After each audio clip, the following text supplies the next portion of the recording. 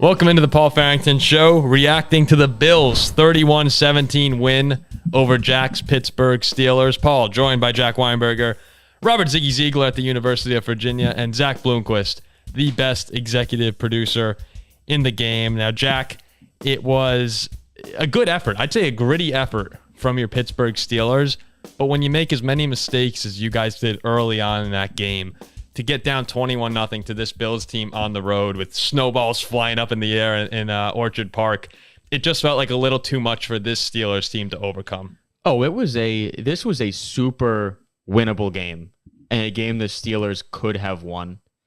Like you said, George Pickens fumbled on our own 20-yard line, which led to a Bills touchdown on the very next play. We marched down 14-0, get to the 4-yard line. For whatever reason, we go 5 wide and throw a pick in the end zone. That leads to a Bills touchdown. That's a 14-point swing. Instead of 14-7, it's now 21-zip. And I said this on previewing this game.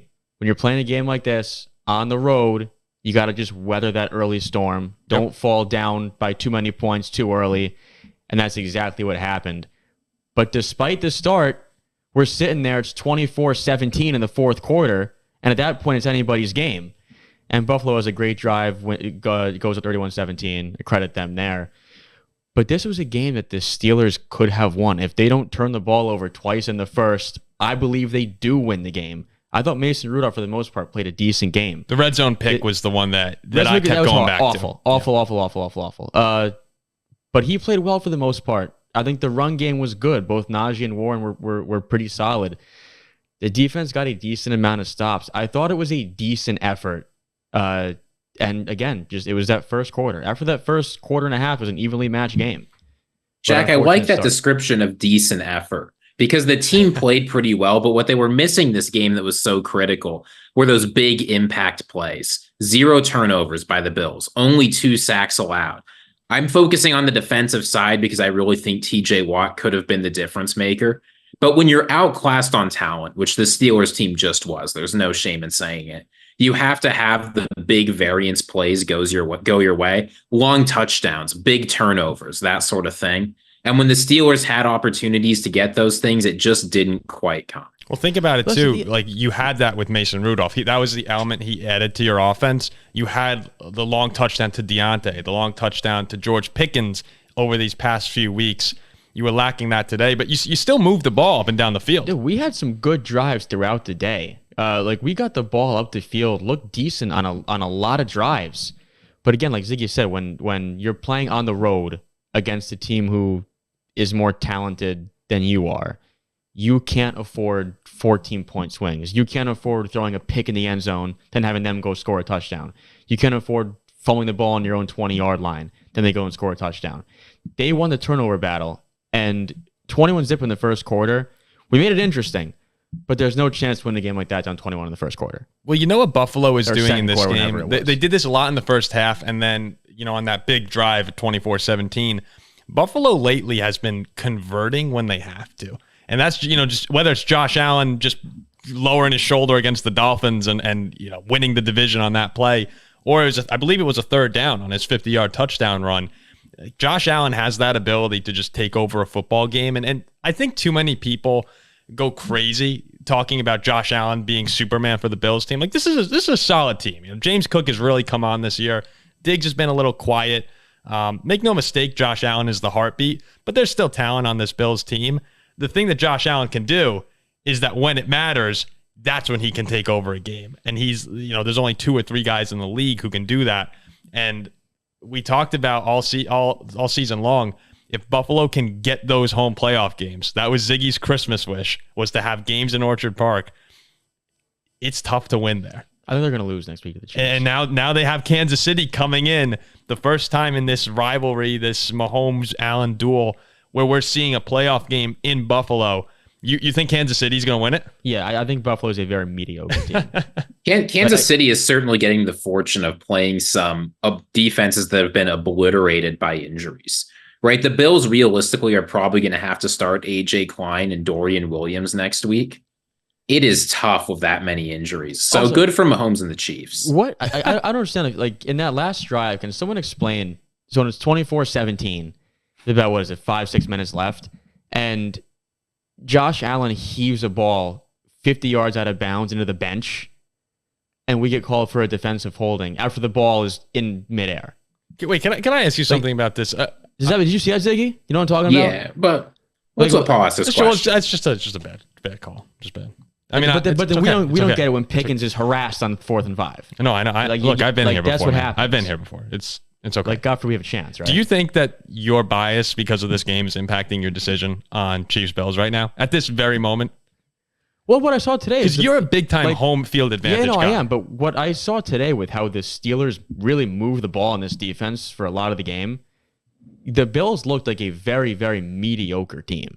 Like, they really did. Like, this was a game that we could have won. Interesting. Where I believe if we went to Arrowhead with the way that they looked against the Dolphins, we would have gotten our ass kicked. But like today, I don't think it was an ass kicking. I really don't think it was that big of an ass kicking today. I don't want to look forward too much because we'll talk about that in our preview show that's coming out later this week. But I will say the Bills' defense did look bad this game. You should be able to put Mason Rudolph and the Steelers away much easier. And one of the trends we've seen for the Bills over the sort of finish to the season is they've really struggled to put bad teams away. Man. Now, I'm not putting the Steelers in the straight bad category, but we're talking teams like the Easton Stick Chargers, what thing was going on Patriots. Like the Bills couldn't get those teams out of the game because their defense wasn't good enough and their offense wasn't consistent enough. Based on how the Chiefs defense has been playing and based on the fact that you have to face Patrick Mahomes, they're going to have to do better in future games. Yeah, Rudolph was good today, I thought. Rudolph did play well. He had a solid game. Well, finish up here just to pivot back to the Steelers to wrap up the reaction. And it's just a very quick reaction we're hitting here.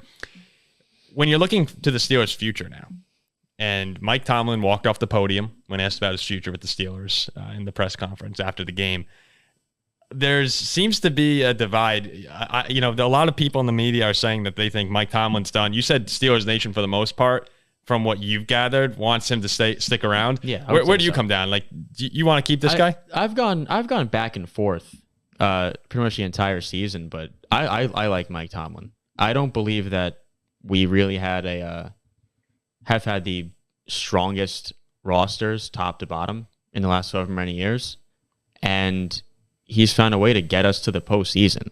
Like teams where everybody says like, oh, these guys really are not that good, and we find our way into the playoffs. Matt Canada was a terrible OC. He finally got rid of him, made the change to Mason Rudolph, and won 3 games in a row and got into the playoff. I think he's a good motivator. I think for the most part, guys like to play for him. He's my guy. But where I play devil's advocate with you, and I think Ziggy might have the same thing to say, is the past, 5 years now, 4 years, it feels like the same Pittsburgh Steelers team every single time where, they are 8-8 or 9-8 and they sneak their way into the playoffs, but then they go in as the 7 and lose to the 2, and that's it. Season's over.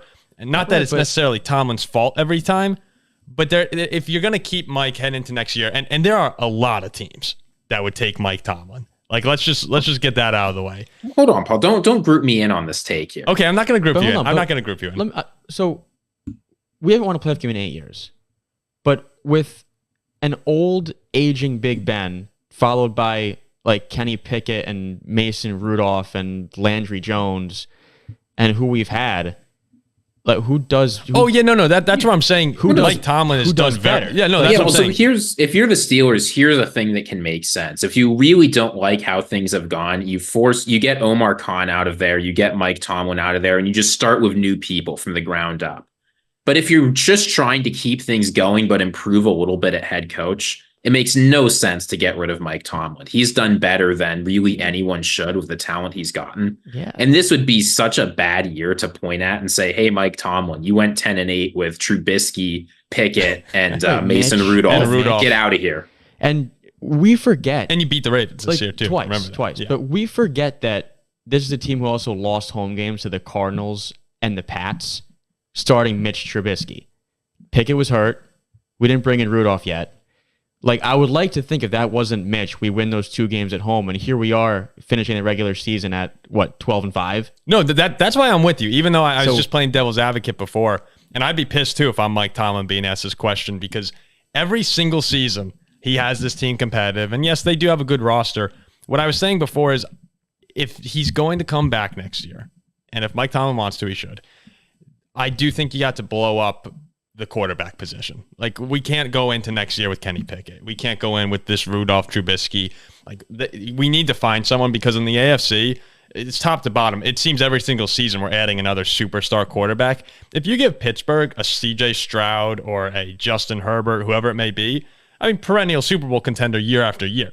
And it's hard to hit those picks, and they tried to get a guy like Kenny Pickett, but we kind of knew Kenny Pickett was overdrafted. He didn't have he wasn't a first-round talent. It was a weak quarterback class. He's from Pittsburgh. There were so many things that went into that pick that really shouldn't have led to him being a first-round selection. But that's where I'm at. If you keep Mike Tomlin, which you should, because he's a unanimously agreed upon top 10 coach in the NFL, go get a quarterback and start this offense over. Find your guy at OC and go from there. Does that seem like a fair take? Yeah, I don't know. I kind of like Mason Rudolph. Bring Baker back to the sure, north. You could bring Mason Rudolph back as a backup. Yeah, look, a roster, I don't care who the head coach is. A roster with a quarterback, whether it be Kenny Pickett or Mason Rudolph, shouldn't have many expectations of going past the divisional round anyway. So, yeah, I'd agree with you. Okay, so bring back Tomlin. And Ziggy, before we exit, you're bringing back Tomlin too? There's no question. The fact is the Steelers as an organization have operated a certain way for a very long time. It means they keep the same kinds of guys in ownership positions or managing positions. It means they stick with their coaches as long as they can. The Steelers aren't changing. They've gotten a lot of success with the way they do things. You don't want to try and emulate a team like the Panthers, which I worry is what they're going to end up as if they do what some people want and just try and chase after the new hot thing. Yeah. Why take a swing for a big-time head coach when you have a big-time head coach? Like, work around that. There are lulls. It happens. All right. We'll be back with more tomorrow. A lot of reactions. You see I'm wearing this Packer jersey, not happily. You'll see that on the full show tomorrow. See ya.